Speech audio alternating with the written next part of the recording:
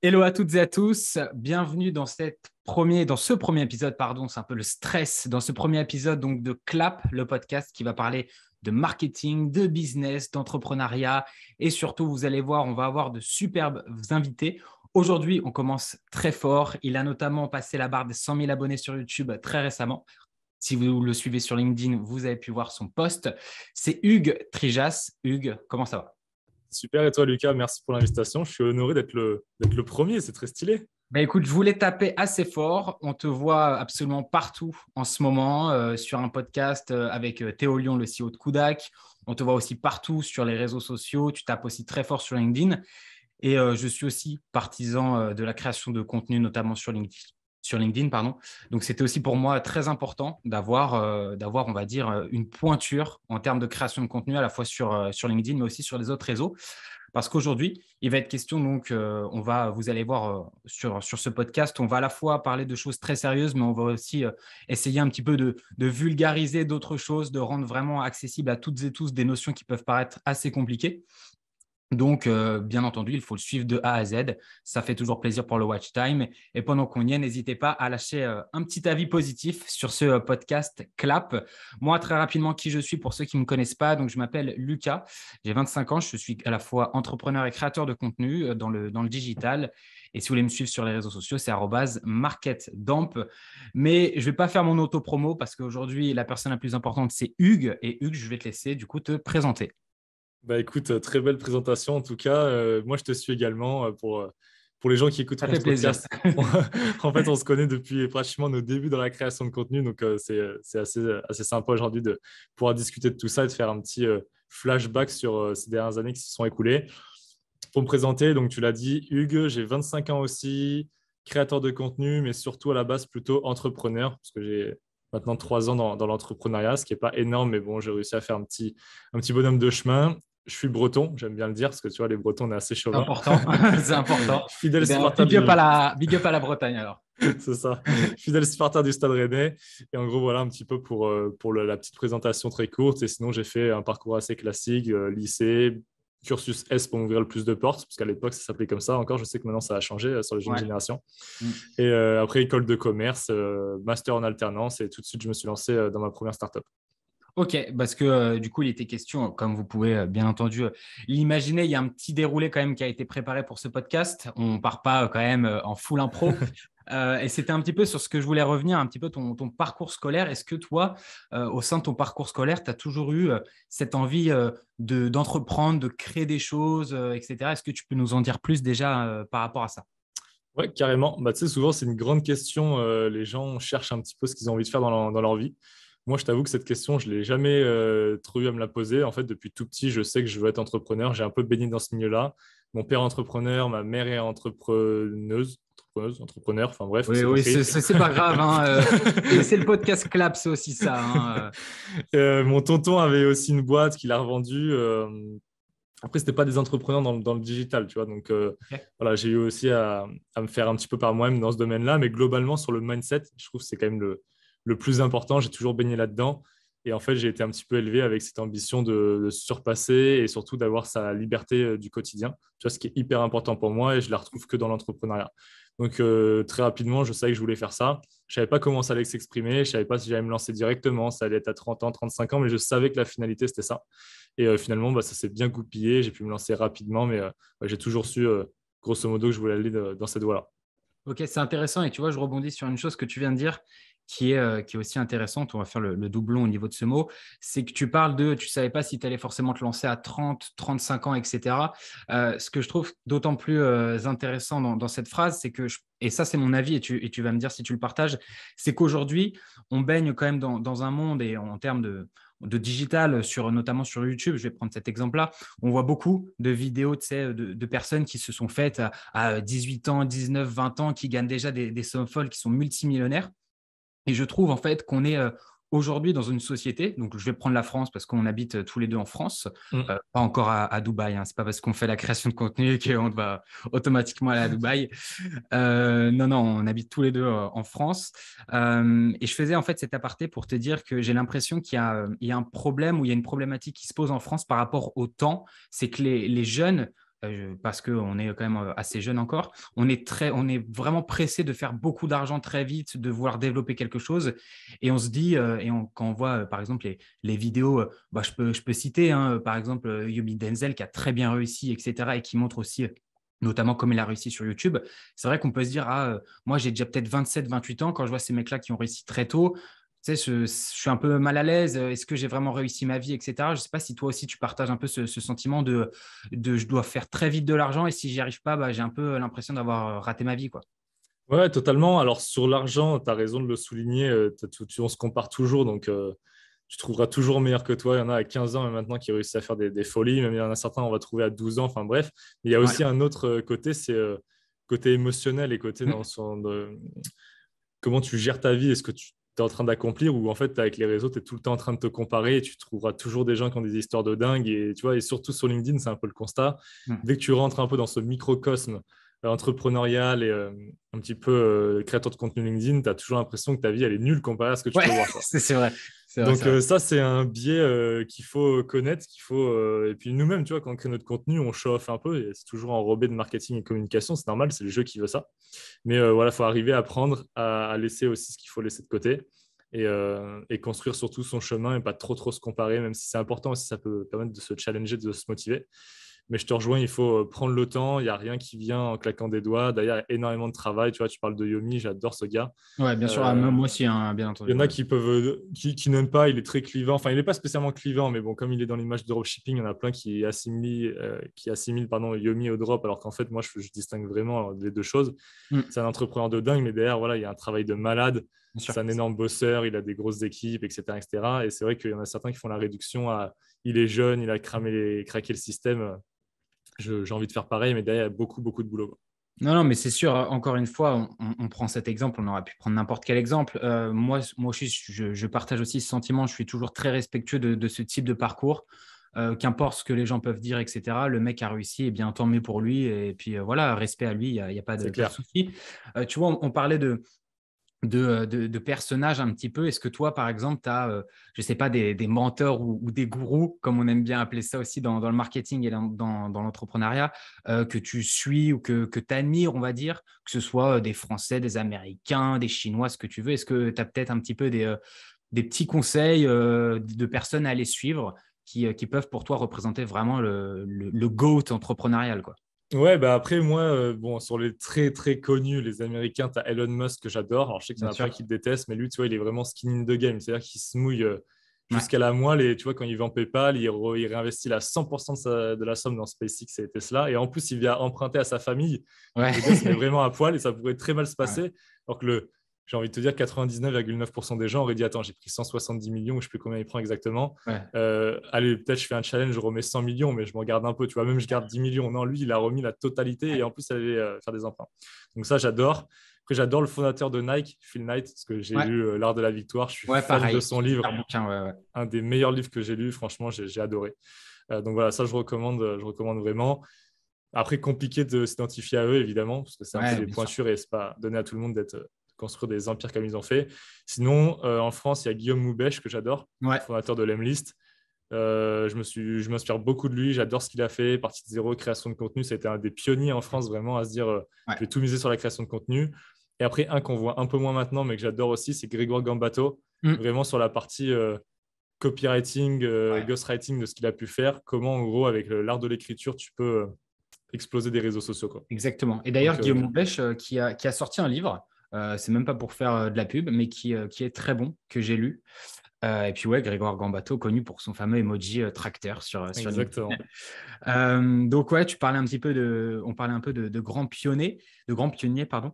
Et si on fait juste un petit retour en arrière par rapport à ton expérience, tu as dit du coup que tu avais quand même baigné dans une famille qui quand même avait cette volonté de créer de beaux projets, etc. Et pourquoi je dis beau projet et pourquoi j'emploie le pluriel, pardon, c'est que si on regarde un petit peu ton profil LinkedIn, on voit aussi que tu as eu plusieurs boîtes, plusieurs entités.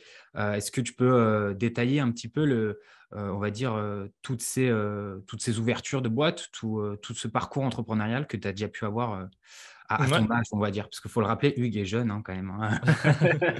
Est-ce Même que si tu je peux fais de plus nous... en, même si je fais de plus en plus vieux, ouais, je suis de 97, donc tu Ah, vois, ça reste pareil, tu vois, assez on a jeune. 25 ans tous les deux. Donc non, est-ce que tu peux nous détailler un petit peu Ouais, avec plaisir. plusieurs boîtes que tu as pu avoir? Avec plaisir. En fait, j'ai commencé au lycée, donc il n'y a pas de structure, tu vois, mais enfin, même Ok. au collège, je faisais des petits business de collégiens. Au lycée, j'ai un peu amplifié, j'achetais des Allez, cigarettes électroniques. oh là là. Et c'était quoi tes petits business au collège? Genre, j'achetais des canettes, des barres chocolatées, je revendais à mes copains à la poste, tu vois. Donc, j'en Ok. achetais vraiment tout petit, hein. Genre, je passais au bureau de tabac parce que le bus me déposait devant. Je devais en acheter genre 5 canettes et 5 Mars et je revendais ça. Donc, à la fin de la journée, tu vois, j'avais gagné 5 euros. Mais bon, c'est pas grave. C'est fort. C'est C'est sur le fort. principe. Mais tu vois, même par exemple, moi, je me souviens pas réellement, mais mes parents souvent ils m'en parlent. Je faisais des brocantes quand j'étais petit Ouais. parce qu'eux, ils faisaient les vides-greniers et moi, ils me faisaient un petit stand où je pouvais vendre mes bricoles. Et en fait, j'allais acheter sur les stands d'à côté les gens qui avaient des cartes Pokémon comme moi pour qu'il n'y en ait plus sur le marché et qu'il n'y en ait que sur mon stand et je les revendais Très plus fort. cher. Très, très fort. Et Très, très donc, tu fort. vois, j'adore ça en fait. J'adore le business. Pas enfin, l'argent, évidemment, c'est un des moteurs, mais c'est pas Mm. du tout le premier. Mais c'est surtout, je sais pas, la sensation que ça procure, le contact humain, l'échange avec Mm. les autres, le fait de créer de la valeur. Donc ça, j'aime bien. Après, au lycée, ouais, j'ai acheté des cigarettes électroniques Ok. donc sur les sites classiques. Et en fait, je les fais venir en masse avec un pote et on les revendait, sauf qu'à cette époque-là, c'était en explosion. Donc ça, c'était pas mal. On a Ok. fait un peu d'argent pour des lycéens, c'était cool. Ça s'est arrêté parce que bon, après, c'est un peu galère quand tu n'as pas de structure et tout. Mm. Ouais, c'était un peu, pas un peu chaud, mais bon, au bout d'un moment, ça s'essouffle. Surtout quand on a vendu à tout le lycée. Donc, Ouais, ouais, c'est clair. pas très. Tu vois, là, je suis pas hyper fier de ça parce que c'est pas très éthique. Enfin, je leur ferai pas forcément, mais bon, voilà. Bon, c'était un truc de lycéen.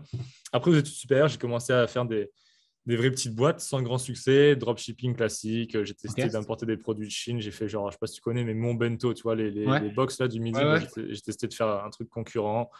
Bon, franchement, pas de truc de dingue. J'ai plutôt même perdu de l'argent, mais c'est intéressant parce que ça m'a permis d'avoir un peu un champ d'action 360, de savoir faire des sites internet, des pubs, du Ok. gross marketing, etc., etc. Et après, j'ai lancé une première boîte qui prenait bien, mais qui a été vite un avorton. En gros, moi, je geekais pas mal à l'époque. Ok. J'étais aux portes d'être joueur pro dans les jeux vidéo. Ok. Mais à Quel cette type de époque-là, jeu pour que j'ai les gens fait sachent? R6, Rainbow Six. Ok, ça me parle pas du tout. Moi, tu vois, j'ai tout Après, été plutôt FIFA, Call of Duty, mais pas plus. ok, bah après, tu vois, Battlefield, ça va te parler. Ok, ouais, ouais, clairement. Sur Battlefield au lycée, j'étais un des meilleurs joueurs français, j'étais dans le top 20, mais à cette époque-là, ça remonte, hein, ça fait 10 ans maintenant. Donc, il y a Ok. 10 ans, l'e-sport, c'était au tout C'était début et rien. c'était Ouais, ouais. surtout sur PC que ça commençait à avoir un petit peu d'argent. Mais même, je m'en souviens, les meilleurs joueurs français sur PC, s'ils gagnaient 500, 600 euros par mois, c'était le bout du monde. Tu vois. Alors que c'était les meilleurs joueurs de France et même joueurs du monde, parce que les Français ont des très bons jeux vidéo. Donc, moi, j'étais sur Play, donc tu sais, la console, zéro gain. Après, j'ai fait R6, pareil, zéro gain. Et Fortnite, par contre, j'étais bon, top Ok. 100 français. J'étais dans une belle team. Je ne sais pas si tu connais un peu les joueurs e-sport, mais j'ai joué contre MyGull, MXR, Ouais, etc., ouais, qui ça sont me parle un maintenant des peu, ouais. joueurs Ok. pro. Et j'ai arrêté au moment, en fait, si tu veux, juste avant, 6 mois avant qu'ils commencent à mettre du cash prize intéressant, etc. Mais Ok. en gros, je geekais pas mal. Et au début de l'e-sport, en fait, ils commençaient à faire des LAN, donc des événements physiques où Ouais. les gamers se réunissent dans des salles pour jouer en confrontation. Et je me suis tout de suite dit, bah tiens, si ils se réunissent, ils ont des sponsors, il va leur falloir des maillots. Et j'ai monté en fait la première entreprise textile un petit peu dans le gaming, où en gros, je Ok. fournissais des maillots de gamers. Donc, ils m'envoyaient leur design avec un fichier Photoshop ou Illustrator. Moi, du coup, Ouais. je les rebossais, je mettais les sponsors et tout, je leur faisais une coupe, je leur faisais valider. Et ensuite, j'envoyais ça à mon fournisseur qui était au Bangladesh, parce que j'avais pu faire une année en Australie, donc j'avais fait pas mal de networking là-bas sur ces parties-là. Ok. Et j'ai fondé Clutcher, ça s'appelait ça. Parce que tu Ok. vois, Clutch, c'est un mot dans le gaming assez connu. Ok. Donc, et en gros, du coup, je fournissais des maillots de gaming à des boîtes. Et la stratégie, ça avait été de scraper Twitter, pas les marques, pas les agences non plus, mais les structures e-sport de Twitter. Donc, on avait un Ok. fichier de ouf, j'avais associé un pote dedans. Ok. Et on a été Est-ce en que tu peux peut-être, je me permets de te couper, expliquer pour ceux qui ne connaissent pas forcément ce que c'est le scrapping très rapidement, comme ça, s'il y a des personnes qui n'ont pas forcément cette notion marketing, Ouais, ils bien pourront sûr. la comprendre. Mais en gros, scraper, ça veut dire vraiment venir extraire les données. Alors, soit tu le fais manuellement, soit tu le fais en automatique. Là, nous, on faisait du mi-manuel, mi-automatique. En gros, Ok. avec Phantom Buster, des logiciels comme ça, tu peux Classique. venir demander à un petit logiciel de venir analyser Twitter et de récupérer les données. Donc, en gros, ça vient te remplir un fichier Excel avec le nom, le arrobas du compte Twitter et s'ils ont réussi à récupérer mail et téléphone. Tu vois. Ok. Donc, tu fournis ta base. Et après, en gros, on envoyait un mail type à tout le monde pour leur dire, voilà, on est positionné comme ça, on fait ci, ci, ci, etc. Et en fait, ça avait plutôt bien pris. On a vite été débordé. Et moi, si on fait un petit peu la timeline, à ce moment-là, je suis en alternance. Je viens de rentrer dans Ouais. mon alternance. Je rentre d'Australie, donc j'avais eu tout l'été pour préparer le truc, mais je rentre dans l'alternance. Donc dans mon master, il me reste 2 ans à cette époque-là, ce que je commence. Et le truc commence à bien prendre. Et moi, la journée, je tape en plus, j'avais 1 heure de trajet le matin, 1 heure le retour. Donc j'allais à la salle à cette époque-là, c'est pas mal. Donc c'était important de garder une bonne hygiène de vie. Donc, en Yes. fait, tu as quand même très peu le temps de gérer les Ouais. choses. Et je traitais les mails à 22 heures et j'avais dit à mon pote, lui qui avait stoppé ses études pour se lancer, bah, fais cette partie-là. Sauf qu'il n'aimait pas trop le contact téléphonique, le contact commercial était plus sur une partie, lui, mise en place, opérationnelle, structure. Et je lui ai demandé un petit peu de prendre ce rôle-là, parce que je ne pouvais pas le gérer en journée, parce qu'on avait pas mal de demandes, en fait, finalement. OK. Et bon, ça s'est pas trop fait, ça s'est mal goupillé. Du coup, j'avais des retards de ouf dans les mails, j'arrivais plus à traiter. On a dû faire genre 20 000 à 30 000 euros, tu vois. OK. Euh, C'est quand même une belle somme. ouais, ce qui est cool, ce qui est Mm. cool. Mais on aurait pu faire vraiment bien plus, on aurait pu plus structuré. Mais en fait, bah, mésentente, c'est pas bien passé. Ouais. Moi, pas prêt à lâcher l'alternance, parce que dans ma tête, je me dis, attends, j'ai pas fait tout ça pour. Ok, il se passe un petit truc, mais je peux pas tout envoyer valser Mm. pour ça. Et je t'avoue qu'aussi, moi, mes parents ont une grosse influence sur moi. Enfin, OK. avaient, ils l'ont toujours, mais en gros, mon père, c'était un peu le deal qu'on avait convenu depuis que je suis petit, c'est je te casse les couilles, entre guillemets, jusqu'à Ouais, temps que tu tu aies un peux le dire, master. hein, tu peux le dire. Ouais, tu vois, je te casse les couilles jusqu'à temps que tu aies un master. Entre guillemets, on t'a bâti une éducation, on te met dans une espèce de fusée, tu vois. Ouais. Et une fois que tu as ton master, après, tu te démerdes, tu feras ce que tu veux de ta vie, mais tant que tu l'as pas, en gros, tu vis un peu chez nous, tu es sous notre tutelle, donc tu fais un peu ce qu'on te dit, tu vois. C'était OK. un peu Très clair. l'esprit.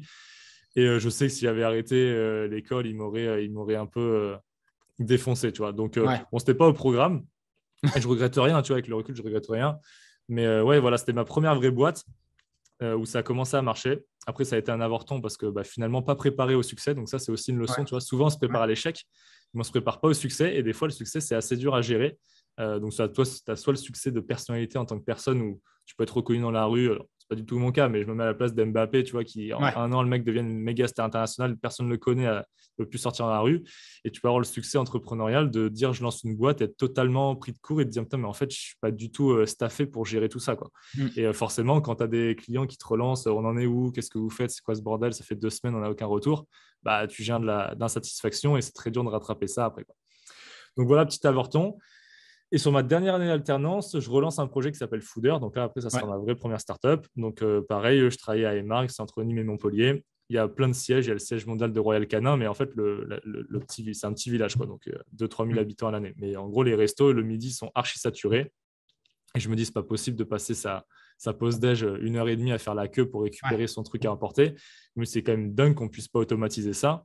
Et dans ces villages-là, tu n'as pas Uber ou Deliveroo. Tu Mm. n'as vraiment pas un gros manque de digitalisation.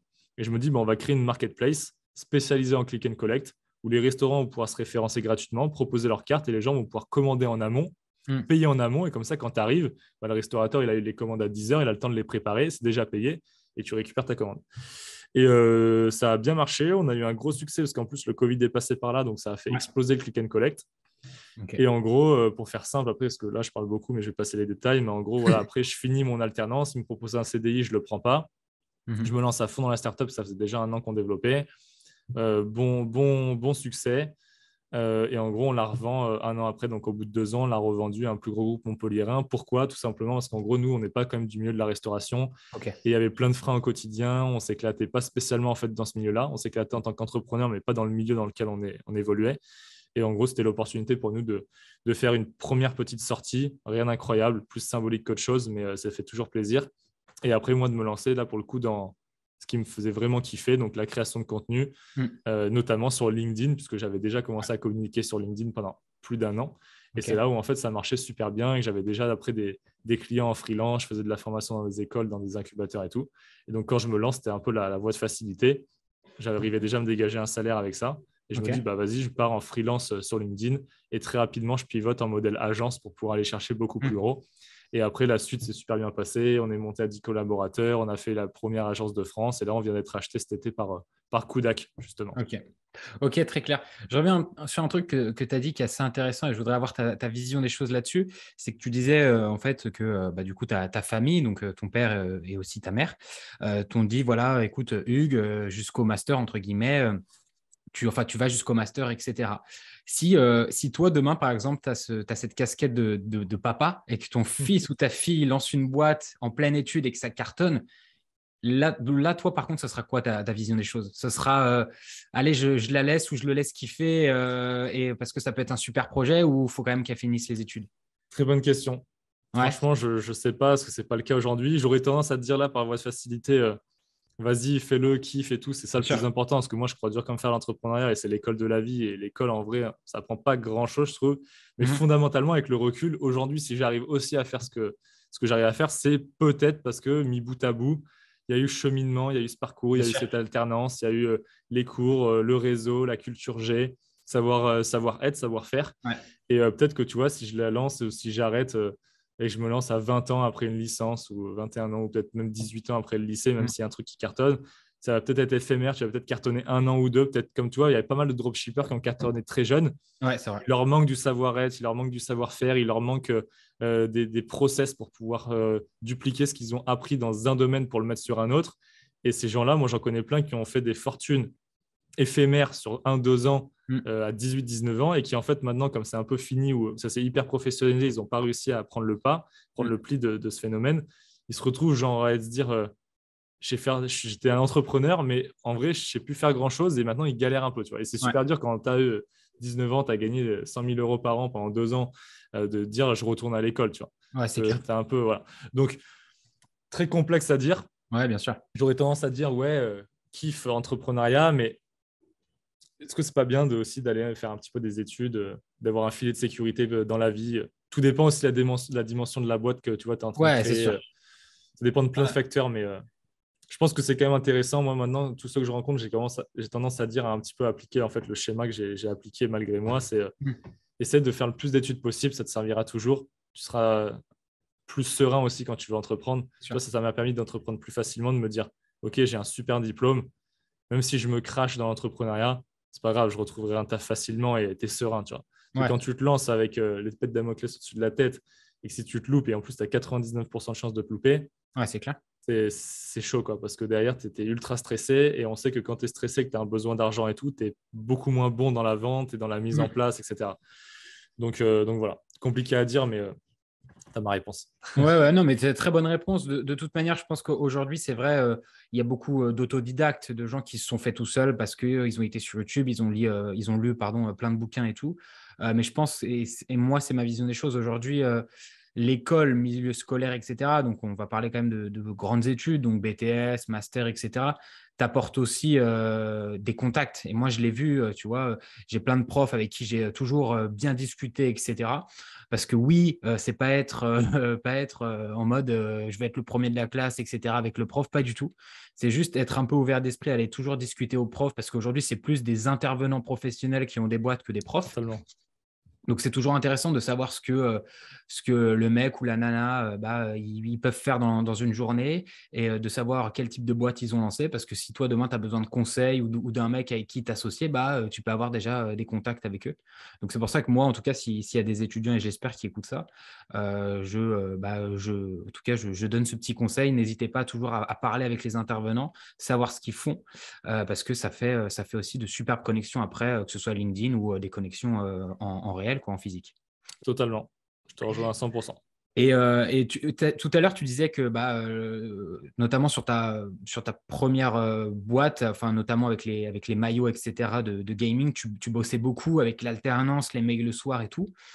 Au final, aujourd'hui, tu bosses encore énormément. Est-ce Ouais. que tu as un peu une partie sociale dans tout ce business, etc. Est-ce que tu arrives un peu à, je vais dire n'importe quoi, tu vois, mais à sortir, à avoir des hobbies, etc. Aujourd'hui, tout le monde, c'est vrai, quand on voit les personnes dans le business, on se dit, ah ouais, par exemple, tu prenais l'exemple d'Elon Musk, qui est très bon, le mec dort au taf, etc. On a l'impression qu'il a très clairement pas de vie. Ouais. Du moins, c'est ce enfin, en tout cas, il donne cette impression-là au niveau des vidéos qu'on peut voir sur lui sur Internet. Est-ce que toi, tu arrives quand même à bien condenser tes journées? D'ailleurs, c'est quoi une journée type de Hugues? Ouais, bah écoute, très bonne question. Alors là, j'ai envie de te répondre depuis 2, 3 mois, j'ai un peu repris la main sur ma vie parce que j'ai vendu l'agence, donc j'ai un petit peu plus de bande passante et j'essaie aussi de me dire, j'ai poussé fort, prends soin de ta santé parce que mine de rien, notre corps, c'est un peu notre véhicule, tu vois. Si tu le craches Bien avec à sûr. 30 ans, je suis 6 pieds sous terre, ça sert un petit peu à rien de faire tout ça aujourd'hui, quoi. Donc là, ouais, j'ai repris le sport, j'y vais tous les matins. Donc, en Ok, gros, moi, je me lève à 6h45, à 7h, je suis à la salle, parce que j'habite ok. juste à côté, donc à 200 mètres. Nickel. Je fais ma séance de sport, vers 8h30, je suis à la douche et pareil, mes locaux sont à 3 km de... En gros, ma vie, elle tourne dans 5 km² à Montpellier, quoi. Ok. Et donc après, je suis dans mes locaux à 8h45, 9h. Là, bah, moi, je sociabilise donc parce que j'ai des collaborateurs et on est Mhm. dans un petit écosystème où il y a d'autres entrepreneurs qui ont aussi des boîtes. Ok. Donc, en fait, c'est devenu des copains et c'est un peu notre écosystème quotidien. Après, ma journée, ça commence avec la création de contenu sur un post LinkedIn. Après, on a 10h, midi et demi, ça va être deep work. Donc, je vais traiter des tâches, je vais avancer sur de la stratégie. Enfin, voilà, c'est très Ok. compliqué à dire, c'est un peu divers, mais en gros, j'essaie Non, de bien sûr, ouais. couper les notifs et j'avance. Ok. Le midi, maintenant, je rentre manger chez moi tranquille. Ok. Je me fais vraiment à manger, j'essaie de bien manger. Ouais. Euh, c'est important.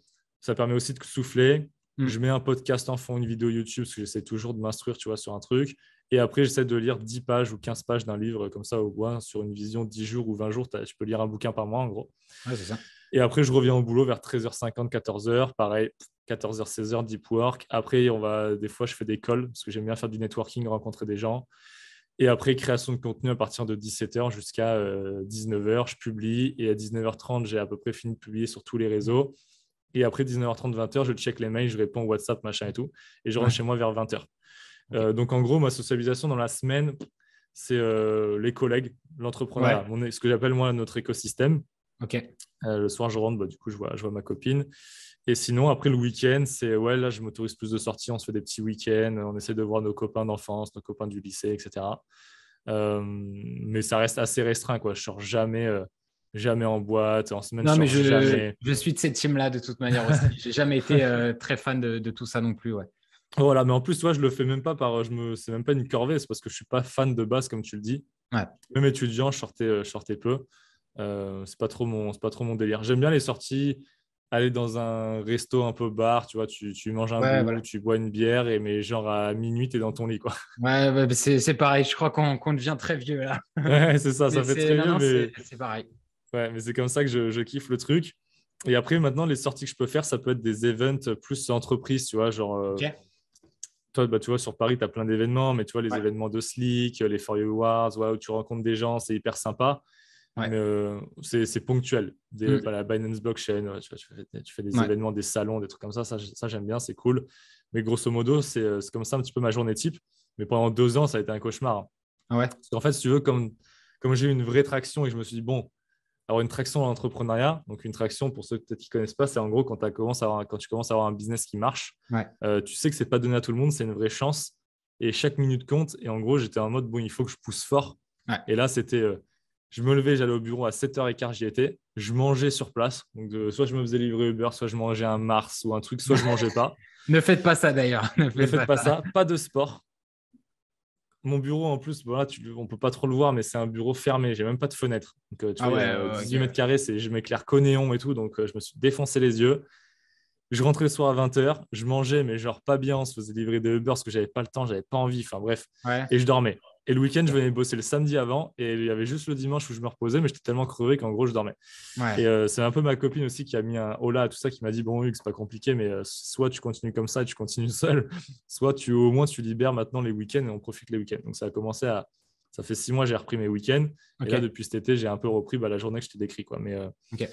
Mais ouais, c'était chaud et je ne conseille pas forcément de le faire. Après, je le vois qu'en fait, c'est un petit peu naturel. Quand tu as une traction, tu as tendance à pousser Ouais, assez c'est sûr. fort. Mais bon, voilà, après, face cachée, problème de santé, j'ai dû prendre 15 kilos de gras. Ouais. Je me suis défoncé les yeux, sommeil catastrophique. Donc voilà. Mais bon, je sais pourquoi je l'ai fait. Je vais essayer de ne plus recommencer cette phase-là. Mais ça m'a aussi servi et je m'en suis plutôt bien sorti puisque tu vois, c'est plutôt bien passé pour moi sur ces 2 dernières années, quoi. C'est clair, c'est clair. Donc, on va dire que pour résumer, c'est bien de décompresser de temps en temps, quoi. C'est important. Ouais, totalement. Totalement.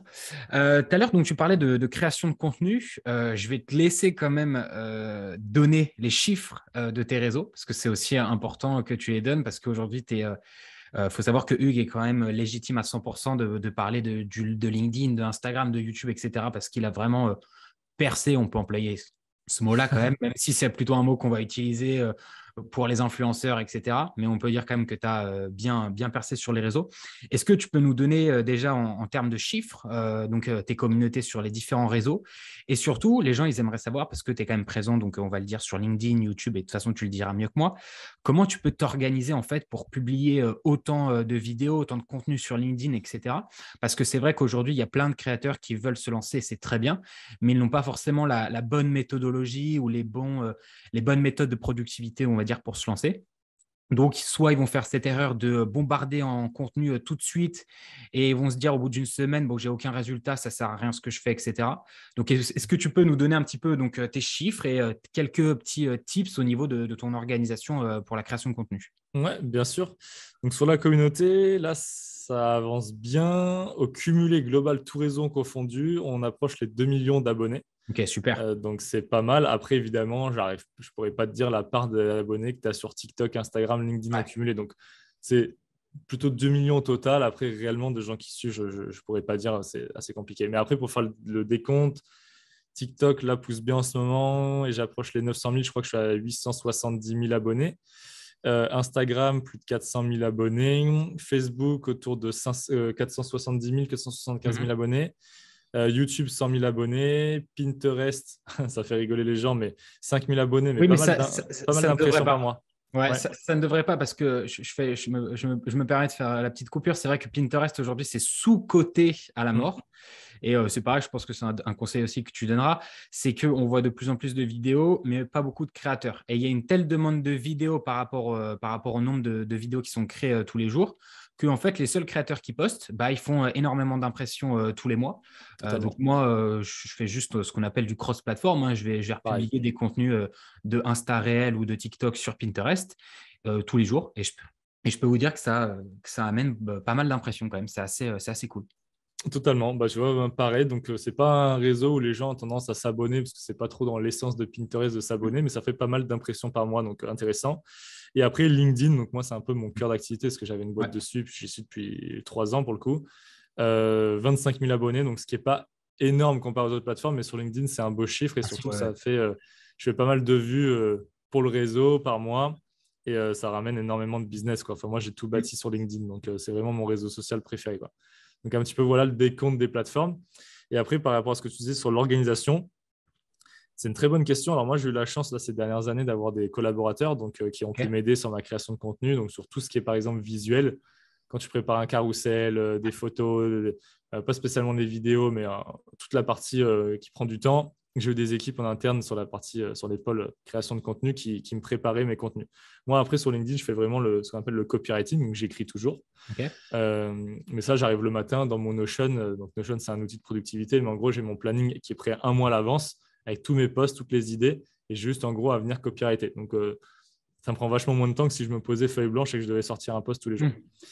Et après, en vidéo, je fais vraiment du freestyle. C'est vraiment, Ok. je suis très mal organisé. Et d'ailleurs, comme je me lance à fond dans la création de contenu à partir de maintenant, là, depuis quelques semaines, et ça prend un petit peu de temps, mais je vise plutôt début 2023 pour asseoir un petit peu tout ce que j'ai envie de faire. Ok. Mais en gros, là, pour l'instant, c'est très freestyle. Je fais ma journée de taf et vers 17h, comme je te disais tout à l'heure, 17h30, je me réveille, je me dis, bon, j'ai une vidéo à faire ce soir, qu'est-ce que je vais faire? Ok. Et là, en gros, je commence à scripter un truc, mon anecdote du jour, je vais la tourner, je la monte sur CapCut, je mets des sous-titres et je la publie. Donc, je la fais au jour J. C'est Ok. très mauvais parce que c'est angoissant, je perds énormément de temps, je pourrais être bien plus efficace, mais je n'ai pas trouvé d'autres moyens pour l'instant de le faire parce que du coup, avant, quand j'avais Link, la société, ben, en fait, priorité au business et Bien sûr. au délivrable vis-à-vis des clients. Donc, mais là, je vais essayer de m'organiser différemment, peut-être consacrer tout le lundi et le mardi matin à de la création de contenu format court pour peut-être Mhm. en avoir genre 14 et pouvoir avoir 15 jours d'avance. Le mardi après, me faire par exemple la vidéo de YouTube de la semaine en format long parce que j'ai envie de me lancer en format long. Ok. Et après, voir toujours avoir ce côté networking. Putain, après, bah, tu connais ça aussi Ouais. bien que moi, mais tu as plein de trucs à gérer, les experts comptables, la banque. Mm. Moi, j'achète des locaux, donc les notaires, patati patata, donc ça te prend un temps fou. Les équipes aussi, bon, après, il y a du management, mais en gros, ouais, je vais essayer d'organiser par des plages horaires beaucoup plus longues pour Ouais. au moins quand tu te mets le cerveau sur une tâche, qu'il soit beaucoup plus productif et que tu puisses enchaîner.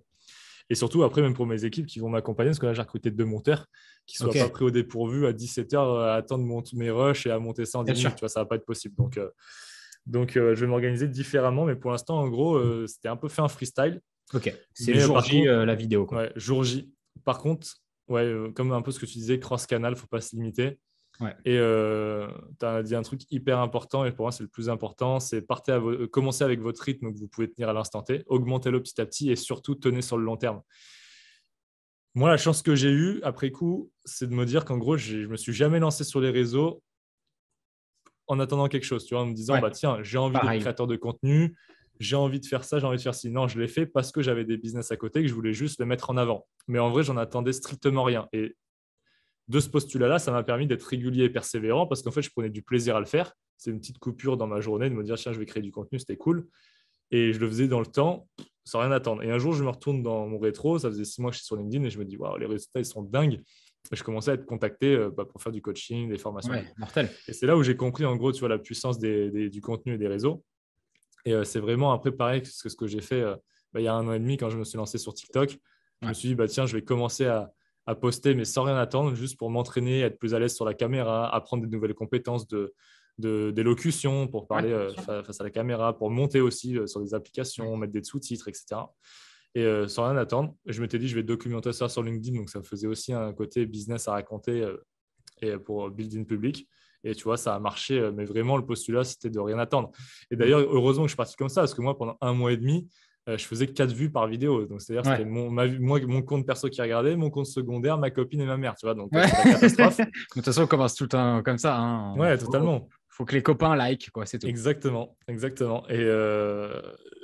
Et après, au bout d'un moment, ça décolle. Mais c'est sûr que si tu te lances en disant, ouais, je vais être créateur de contenu, à la fin de première semaine, tu es dégoûté. Tu te dis, C'est mais ça. j'y ai passé 20 heures dans ma semaine, j'ai fait 30 vues, quoi. C'est l'enfer. Ouais. Très Ouais, dur. c'est clair. De toute façon, il y a une phrase, et j'avais eu ça là dans les comptes, la motivation que tu vois partout sur Insta ou sur TikTok et tout. Et c'était donc le YouTuber, la Inoxtag, qui Ouais, disait en fait, aujourd'hui, c'est beaucoup plus beau de se lancer en fait, sans vouloir percer. Donc, comme tu l'as dit, vraiment pour le plaisir de créer, etc. Parce qu'en fait, si ça marche, bah là, tu es vraiment dans un mood ultra positif, etc. Et tu es vraiment enchanté par rapport aux résultats que tu vas avoir. Par contre, si tu es là dès le début, que tu as 0 abonné, que tu dis, bon, allez, moi, c'est parti, je vais percer sur les réseaux, je vais devenir YouTuber, TikToker et tout, et qu'au final, ça marche pas, alors là, tu es dans un mood, mais ultra négatif, etc. Il faut venir te ramasser la petite cuillère, tu vois.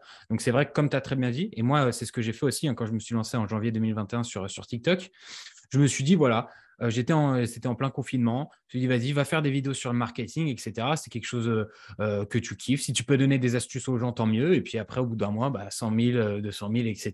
Et puis aujourd'hui, ça marche super bien.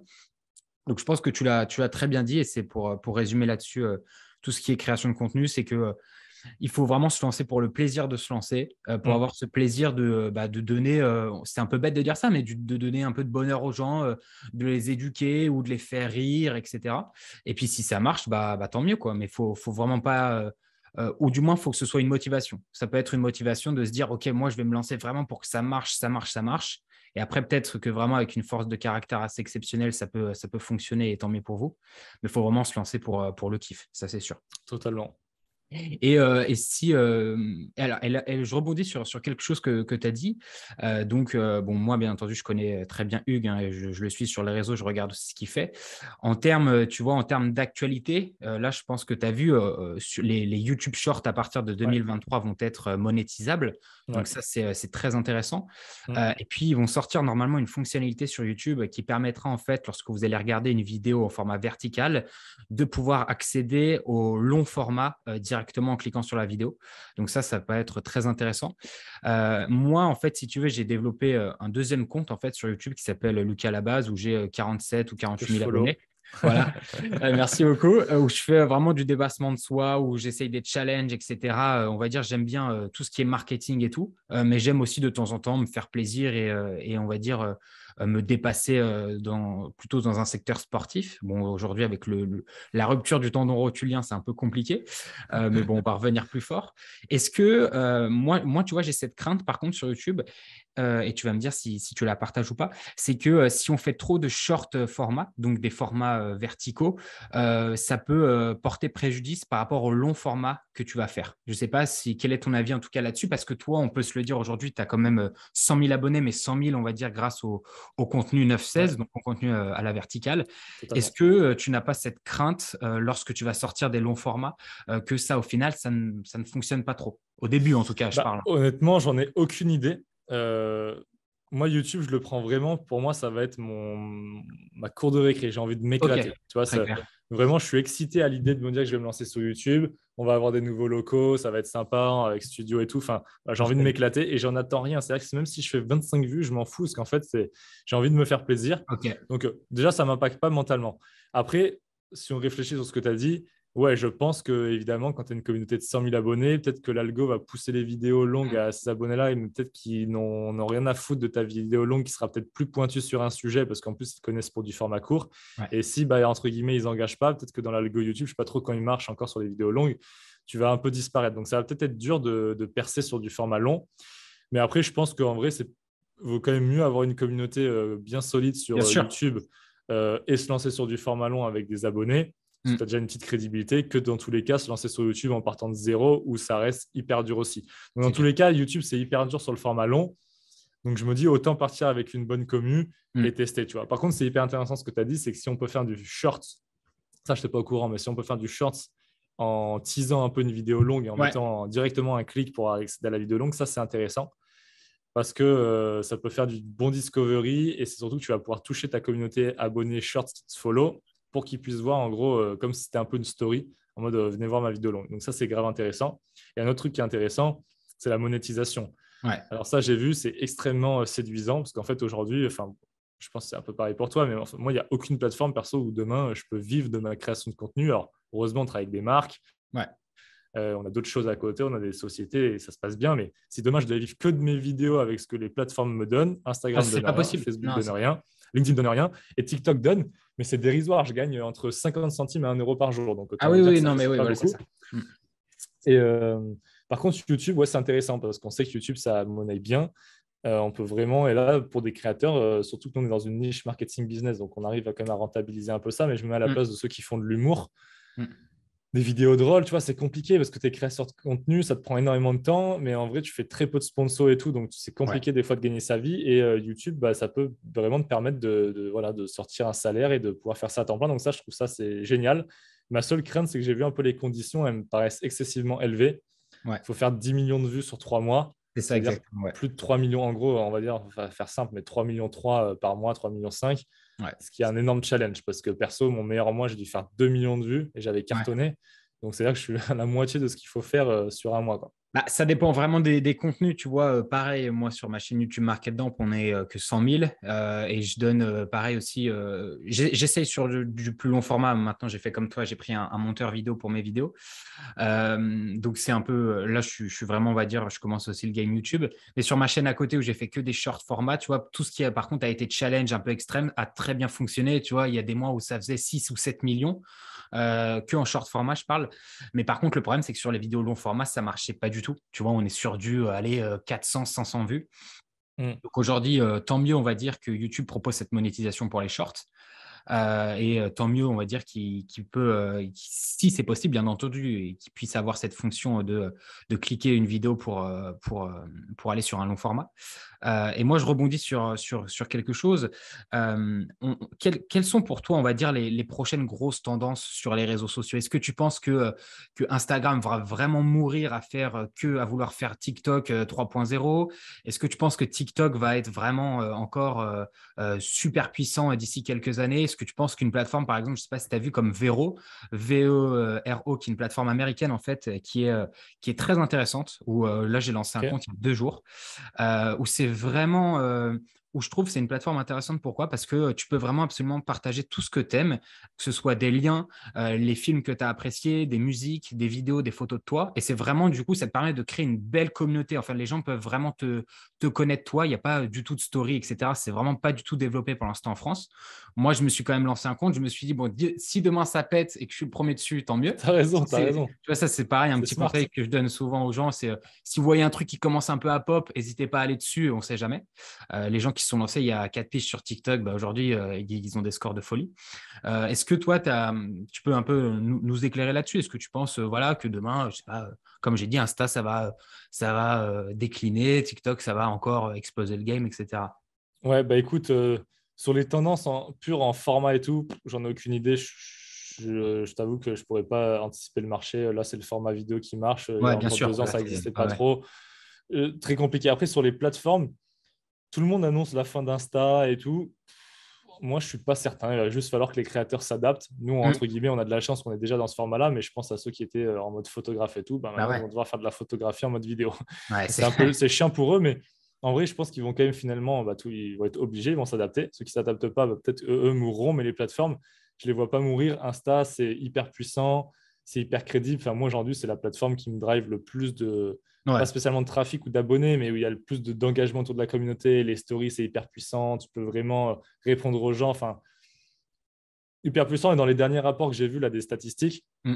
c'est assez marrant parce que justement, il y a plus de jeunes qui, en ce moment, donc je crois que c'était la tranche 14-18, Mhm. qui se remettent sur YouTube, Shorts et Instagram que sur TikTok. Donc, tu vois, déjà, ils sont en train de commencer à réinverser la balance, quoi. Ouais, c'est ça.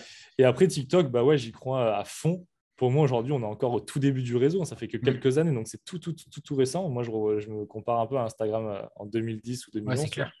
Et je me dis, bah là, on est bien positionné, ça peut être cool pour nous, mais je pense ouais, ils peuvent rouler sur tout le monde. Par contre, ouais, ils ont des gros challenges. Ça veut dire qu'à un moment donné, il va falloir qu'ils changent l'algo.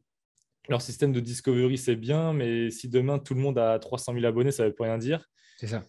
En termes de création de contenu, tu ne peux pas te rémunérer. Donc, à un moment donné, il faudra qu'ils trouvent un système où ils donnent beaucoup plus aux créateurs pour Mm. qu'il y ait des gens qui puissent vraiment créer du contenu beaucoup plus qualitatif, Mm. comme ce que toi tu fais, comme ce que Clément Vanier fait, etc.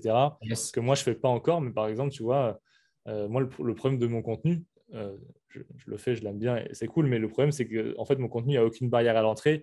Et demain, tout le monde peut le faire et ça peut inonder les réseaux. Si les algos ils font du discovery, tu as n'importe qui peut prendre 300 000 abonnés du jour au lendemain. Donc, c'est cool pour les gens. Mais en vrai, si demain, tout le monde est aussi, on va dire, influenceur, ça n'a plus aucun sens. C'est ça. Les marques ne viendront pas sur le réseau. Et j'ai du mal à voir un petit peu la perspective. Ou alors, ça devient un genre de Netflix, mais version courte, Ouais. où en gros, bah, tu consommes du contenu pour du contenu, mais pas pour la personne. Et du coup, Ouais, tu ce qui scrolles est, ce et qui est dommageable. Ce qui est voilà, dommageable parce parce que que du c'est coup, tu n'as vrai plus que de créateur. c'est ça. Et comme tu as dit, Hugues, et puis on va être transparent entre nous. C'est vrai qu'au début, quand on était dans cette branche marketing, donc il y avait toi, il y avait Follow Dorian qu'on embrasse, il y avait Ouais. Charles Sterling, il y avait Tip Talk, Clément Vanier, Steve aussi Bastien, Madiec, et Pélissier. ouais, Bastien, Adrien Copin et moi et quelques autres, on va dire, mais on n'était pas beaucoup. Et aujourd'hui, on voit quand même que cette branche marketing a explosé. Donc nous, on va dire, et en toute sincérité, qu'on a beaucoup d'inspiration américaine sur nos vidéos. Ouais, On bien ne va sûr. pas se le cacher. Et puis, on a vu qu'en fait, au début, on était 7-8 et qu'aujourd'hui, on est 15-20 et qu'au final, il y en a qui arrivent à faire aussi de très belles vidéos et tant mieux pour eux et qui arrivent à avoir des en 3 semaines des 100 000, 200 000 abonnés quand nous, on galérait un peu au début, on va dire. Et c'est vrai, comme tu as dit, ça va être dommageable si on est toujours dans cette optique-là de faire percer entre guillemets tout le monde parce que au contraire, tout le monde va être super content, tout le monde va se dire, OK, c'est cool, on va tous sur TikTok. Mais du coup, les gens qui vont être un peu en place depuis des années, comme toi, comme d'autres, etc., bah, du coup, ça va peut-être un peu leur donner l'envie d'aller sur d'autres plateformes comme YouTube en format long, comme revenir un peu sur Insta, etc. Exactement. Bah ouais. Après, c'est bien pour les autres, hein. Franchement, c'est cool et Ah oui, on a tant mieux, tous oui. profité aussi pour grossir nos comptes au début. Mais c'est sûr que tu as raison. S'ils continuent comme ça, au bout d'un moment, en fait, ça a plus de sens. Et donc, tu te dis, bah, j'ai une communauté, mais je sais pas réellement si elle est engagée ou s'ils me suivent ou s'ils me connaissent ou s'ils savent encore qu'ils sont abonnés à mon compte, tu vois. Mm. Et du coup, en gros, le challenge, ouais, c'est vraiment maintenant faire autre chose, tu vois, faire ce que tu Ouais, fais, te diversifier, newsletter, ouais, format long sur YouTube, podcast comme tu le fais pour que les gens ils se disent ok, on le suit, on l'aime bien, mais qui il est réellement, bah, tu vas voir une vidéo de 15 minutes, tu découvres beaucoup plus l'individu, ses valeurs, sa vision, etc. que sur un short de 30 secondes, enfin sur un TikTok de 30 secondes, du podcast, voilà. Enfin, c'est vraiment aller beaucoup plus loin pour engager ta communauté et que du coup, après, il ne soit plus en mode genre je consomme du contenu, mais en fait, je le suis parce que j'aime cette personne et j'aime le contenu qu'il fait. Et il y a une grosse nuance à ça. Et d'ailleurs, je l'ai bien vu, j'ai fait plusieurs salons, événements, tu vois, au Grand Prix de Monaco, j'étais avec Ah des. oui, Bah, quelle chance d'ailleurs. Moi qui ouais, suis très c'était fan fou. de Formule 1, bon, qui suis plus team Mercedes, quand j'avais vu la photo où tu avais toute la panoplie Red Bull, j'étais dégoûté. Franchement, Ouais, j'étais dégoûté.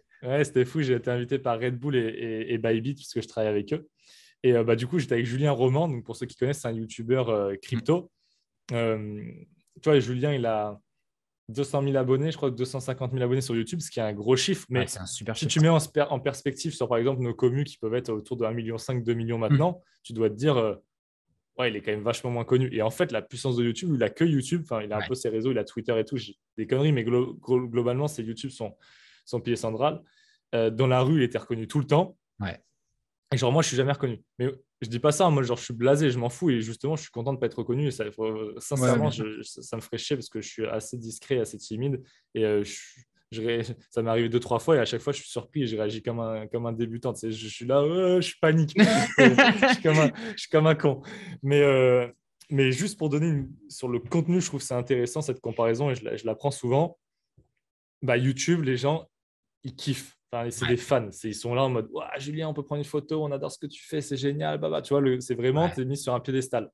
Les autres contenus, bah, les gens, ils consomment du contenu, ils ne consomment pas ta personnalité. exactement Et en ça. fait, du coup, ils s'en foutent. Alors pourtant, tout le monde, et toi, c'est pareil, tout le monde en France a vu nos tronches, Ouais. mais genre, personne ne nous connaît réellement. Et limite, moi, j'ai déjà été reconnu et les gens m'ont dit ah, c'est toi, je te suis sur LinkedIn, tu vois, alors qu'en fait, c'est ma plus Ah petite ouais. communauté.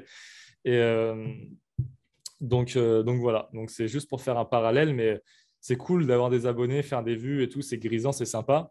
Mais derrière, il faut arriver à faire du contenu qui engage vraiment et qui, entre guillemets, fait adhérer ta communauté à ta personne. Ouais, Et c'est clair. le, et le frein de TikTok, c'est vraiment ça. C'est-à-dire que tu peux avoir, et encore nous, on est des petits créateurs, même si on a des belles communes, mais Mm. il y a des gars, ils Ouais, ont 3, 4 millions. Et quand je discute avec eux, pareil, ils ont le même sentiment, personne ne les connaît.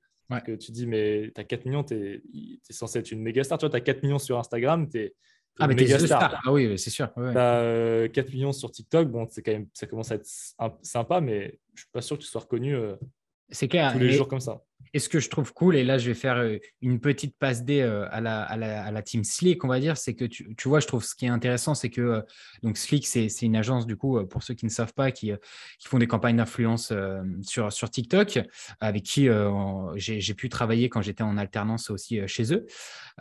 Donc fondée par Antoine et Adrien et aussi Hugo, qui, je crois, maintenant fait plus partie du navire, mais ils ont fondé quand même tous les trois une superbe structure. Et Mm. aujourd'hui, en plus, ils sont aussi dans l'événementiel donc TikTok, on va dire, créateur, où là, ils ont sorti quand même la For You Awards, donc ni plus ni moins que les Césars, on va dire, pour les créateurs de contenu TikTok. Et tu vois, je trouve ça super intéressant de pouvoir aussi donner cette valeur à des créateurs TikTok. Et pourquoi je dis que TikTok? Parce qu'au final, après, ces gens-là vont aller aussi refaire le même type de contenu sur YouTube Short, Insta, etc. Mais c'est quand même des gens qui ont percé grâce à TikTok. Et c'est vrai qu'aujourd'hui, et moi, ça va être aussi cet objectif du podcast, ça va être faire de découvrir des gens. Et j'ai aussi pour objectif voilà, d'interviewer des TikTokers à proprement parler, des gens qui sont que sur cette plateforme, et comme tu as très bien dit, qui ont peut-être 2 ou 3 millions, mais qui au final ne sont pas forcément reconnus dans la rue.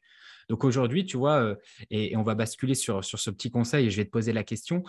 Moi, souvent, on me dit, ouais, Lucas, moi, je veux me lancer sur les réseaux, mais je ne sais pas sur lequel me lancer. Alors, moi, je serais tenté de dire effectivement pour la viralité TikTok, Mm. mais on va dire si tu as les dents longues et si tu es très, très motivé, je te dirais directement YouTube. Parce que c'est vrai que YouTube, pour avoir fait des sorties influenceurs, créateurs, on va dire, avec des gens qui étaient aussi en place, et je pense notamment à Arthur et Beno, qui lui fait pas mal de challenges aussi sur YouTube, qui a 500 000. Je voyais le mec, il était reconnu à tous les coins de rue. Tu vois, on se posait, c'était oh, tiens, Arthur de YouTube, oh, tiens, on peut faire une photo.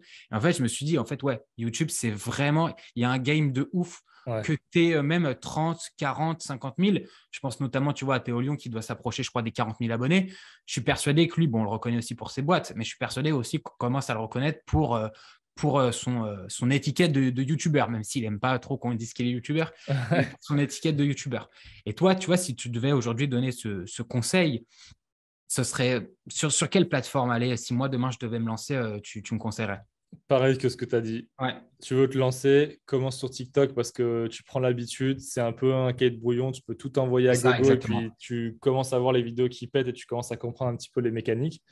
Mais par contre, si à un moment donné, tu veux avoir un vrai projet autour de ta création de contenu, que tu veux fédérer, que tu veux vendre des formations, que tu veux travailler avec des marques, etc., pour être beaucoup plus puissant et influent, YouTube, c'est le Graal, hein. Et Ouais, c'est d'ailleurs, clair. moi, perso, je Ouais, n'ai pas encore craqué le truc. Alors oui, j'ai passé la barre des 100 000, c'est stylé, mais je n'ai pas fait de contenu là encore, donc j'attends vraiment cette étape. Mais c'est vraiment ouais, le Graal absolu. Tout à l'heure, tu vois, je prenais Julien Roman, mais ouais. j'étais aussi avec Le Bouzeux, Ouais, Valouz et bah alors compagnie. là, ouais, eux qui sont en place depuis des années. L'enfer, Ah l'enfer. oui. Pour rien au monde, je veux vivre cette vie-là. Enfin, c'est très Ouais, cool, ils sont très sympas et tout, mais j'ai jamais vu ça. En fait, je pouvais même pas imaginer que c'était à ce point-là. En ouais, fait, tous les 10 mètres, et on était à Monaco en plus de nuit, il ouais. était 22h30. On rentrait de la place vers l'hôtel. Tous les 10 mètres, les gens comme des malades, des attroupements. Ah, Ouais, machin, bien les gens, sûr. ils s'arrêtaient, ils étaient en voiture, ils s'arrêtaient, ils descendaient, la bagnole stationnée en plein milieu de la rue, les mecs en scooter, ils sont sur les trottoirs, ouais, photo. Et j'étais en mode, mais c'est Ah pas ouais, mais bien possible. Et sûr. tu vois, eux, à la fin, ils sont normaux, ils sont saoulés, ils peuvent plus rien faire. Ouais. Ils peuvent plus rien faire. Après, bon, Mais c'est ça te il dit choisit juste aussi, hein.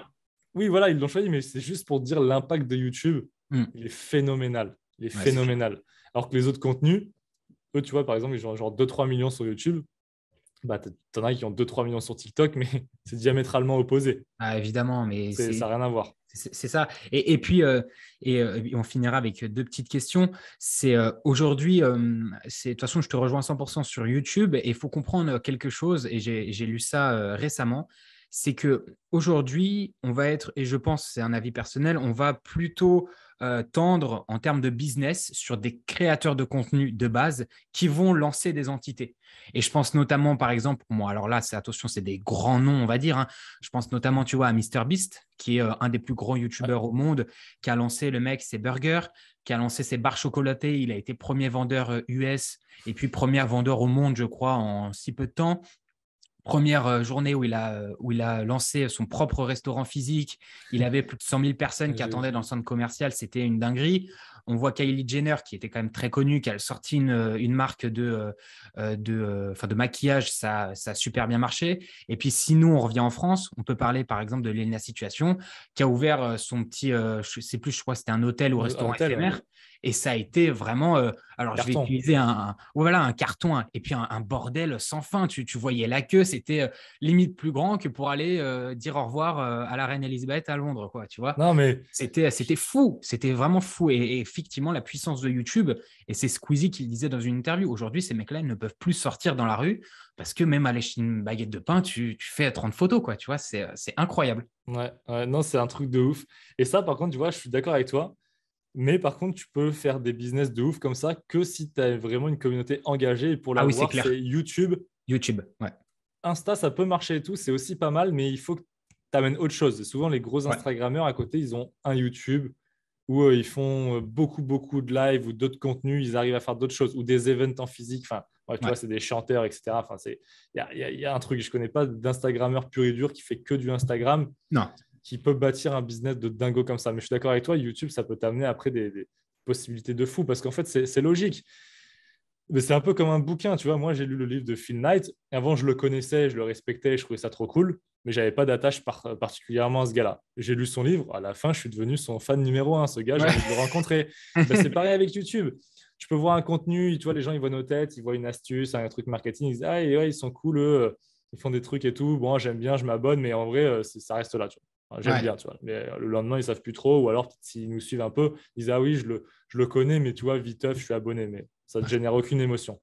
YouTube, tu vois une vidéo de 45 minutes où tu expliques les concepts, tu essaies de faire ça bien, tu te donnes, les gens, ils aiment bien qui tu es, ce que Ouais. tu dégages, ton sourire, tes émotions et tout. S'ils te suivent une fois, deux fois, trois fois, 6 mois, un an, à la fin, ouais, ils disent putain, mais je kiffe ce mec, tu vois. C'est Et clair. ça me fait pareil. Moi, ça me fait pareil avec Yomi.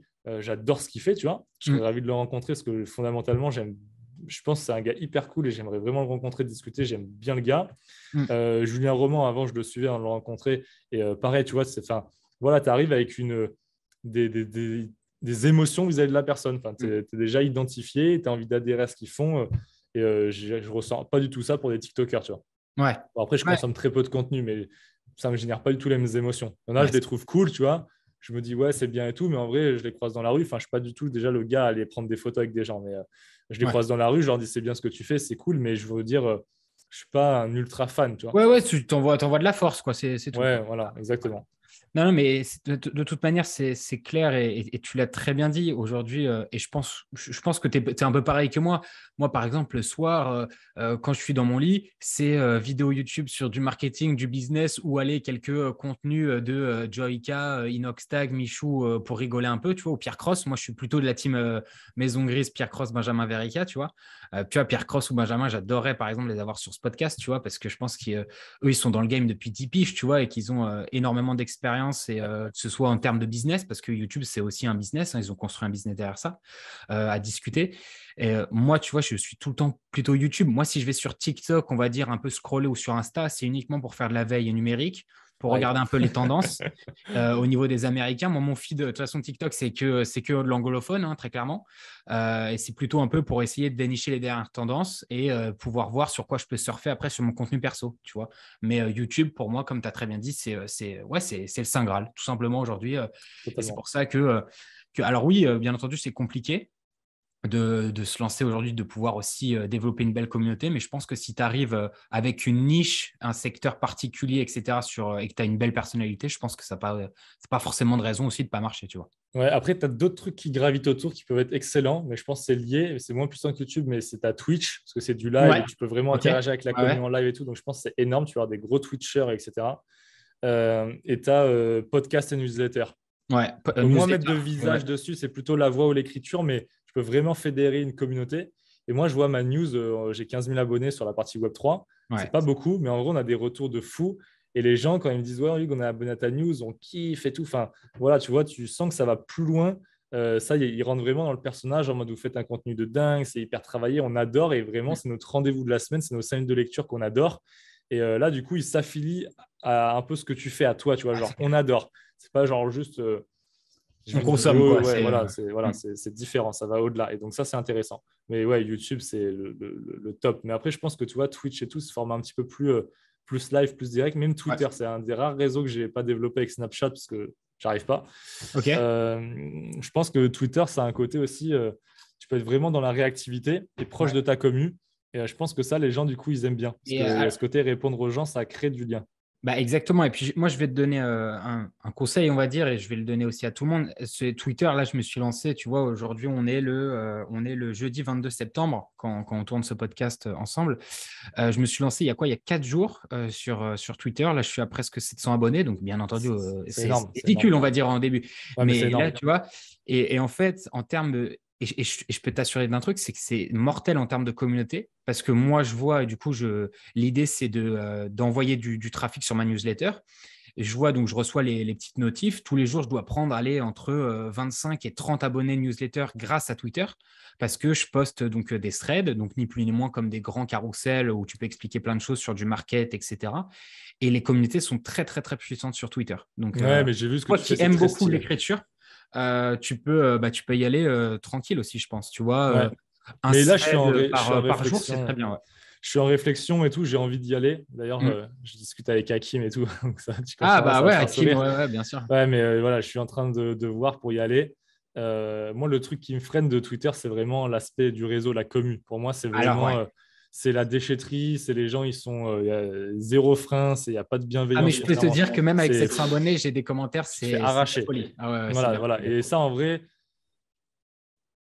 t'exposer pour te faire laver toute Ouais, la journée par des haters, c'est pas trop mon délire. Même si au final, je regarde peu les commentaires et tout, à un moment donné, quand tu crées du contenu, c'est aussi pour échanger avec les gens. Et si c'est ah juste ouais, pour y c'est aller, clair. pour Ouais, fédérer et te faire défoncer toute la journée, c'est un gros frein. Je vais sans doute le dépasser parce que je pense que je vais me lancer d'ici la fin d'année.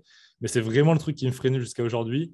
Et ce truc de te dire, je vais me faire challenger par un mec qui a 4 abonnés, un avatar et un faux pseudo et qui va te déverser toute sa haine de ouais, la ouais, c'est ça. journée.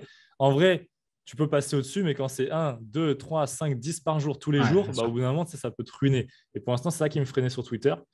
Donc, c'est pour ça que je ne m'étais pas lancé. Mais ouais, je sais qu'il faut y aller parce que Bah, en fait, Twitter, c'est hyper puissant parce que comme tu peux lâcher des liens intégrés, c'est du très réactif. Ouais.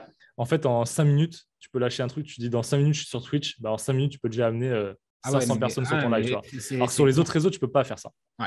Non, non, c'est évident. Et c'est d'autant plus, et moi j'ai vu la puissance du truc, tu vois, j'ai fait un thread sur, nous on aime bien, donc tout ce qui est, avec Hugues, il faut le savoir, tout ce qui est astuces marketing, Mm. logiciels, site internet, applications, etc. On est curieux à chaque fois d'en découvrir de nouveaux et de Ouais, nouvelles. Donc moi, tu vois, j'ai fait un thread où je parle de 15 sites internet à connaître, etc., avec les liens où les gens peuvent aller cliquer et peuvent voir directement. très bon ton thread. Le truc a fait plus de 1000 likes, je crois, 200 retweets. J'ai dû prendre presque 100 abonnés juste avec ce tweet-là. Donc, au final, la puissance aujourd'hui aussi de l'écriture, et c'est aussi très, très intéressante parce qu'il ne faut pas penser qu'aujourd'hui, et c'est vrai qu'on a tendance à penser ça, c'est qu'on on va fédérer qu'avec la vidéo, mais aujourd'hui, avec l'écriture, si tu sais bien quand même copywriter, tu peux quand même construire une très belle Ah communauté. oui, non, mais l'écriture, c'est de richesse. Hein. Souvent, bah, tu as trois trucs. Tu as ce que tu dégages en tant qu'humain, donc ça, c'est sur les Mm. vidéos. Tu as aussi la voix, l'émotion, donc plutôt podcast et comment tu. Enfin, une voix peut rassurer les gens, peut les faire adhérer, fédérer, etc. Ouais, Et tu as aussi l'écriture. c'est clair. L'écriture, si tu maîtrises bien le storytelling et tout, c'est hyper puissant. Et moi, des fois, je fais des posts LinkedIn, j'essaie de les tourner en format vidéo. Bah, je suis peut-être moins concis, moins pertinent, ou Mm. justement, bah, j'arrive à moins de faire dégager d'émotions aux gens parce que je n'ai peut-être pas assez d'intonation, etc. Ils ressentent moins le truc, ça flop. Je vais faire le même truc avec un format écrit où je maîtrise vraiment bien. C'est vraiment ma marque de fabrique où je vais mettre Ouais. du storytelling, de l'émotion, bien choisir mes mots, etc. Il y a une vraie histoire et je pense que les gens, ils arrivent à la fin, je les ai enflammés, tu vois, et Ouais. je fais des bangers sur LinkedIn, quoi. Et ouais, on peut maîtriser un des trois volets et exploser le game, quoi. C'est clair, c'est clair, c'est clair. Et ben, tu vois, on va finir sur la dernière question. En plus, on parle d'écriture, ça fait un petit fil rouge qui se construit super bien.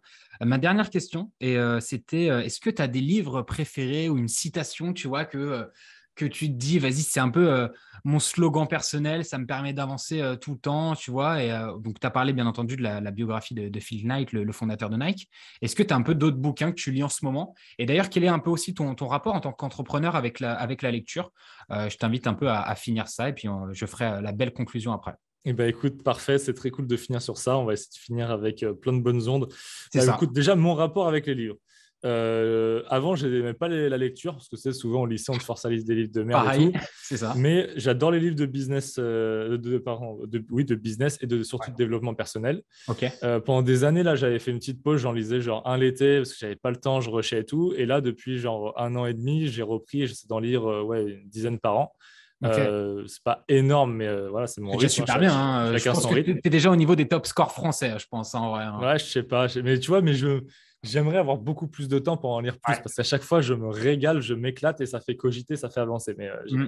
je trouve pas encore assez le temps et voilà. Mais bon, on fait avec les moyens du bord. Yes. Sinon, en termes de livres, bah, du coup, Phil Knight, là, c'est un des récents que j'ai lu. Après, tu as Ne jamais couper la poire en deux, que j'ai adoré, que j'ai lu cet été aussi. Donc, ça, c'est Ok. un ancien agent du FBI qui était dans les techniques de négociation, qui t'explique en gros comment négocier de la meilleure façon possible. Super, super intéressant.